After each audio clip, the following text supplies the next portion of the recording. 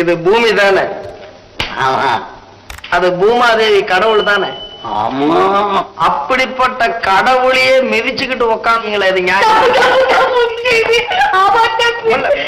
எல்லாரும் இந்த கூட்டம் செய்யறாங்க. ஏமாமா நீங்க ஏன் இதே அந்த தர்மலிங்கம் பிள்ளை கிட்ட செய்யக்கூடாது? அவரை மிதிக்கிறீங்களா? சேச்சே, உரத்தின மிதிக்காம நான் வாழவே முடியாது மாமா.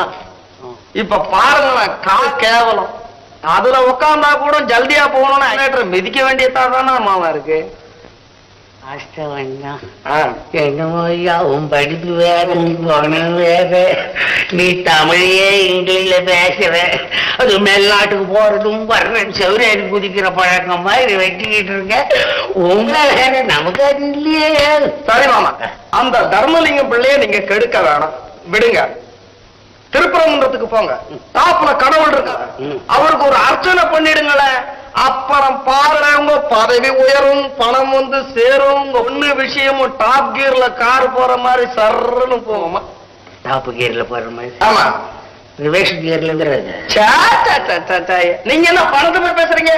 எத்தனை லட்சம் ரூபாயும் சரி, அந்த செலவை நான் எடுத்துக்கிறேன். ஏமாமா, நம்ம வீட்டு சார்பா யாராவது ஒருத்தர் மன வரட்டுமே.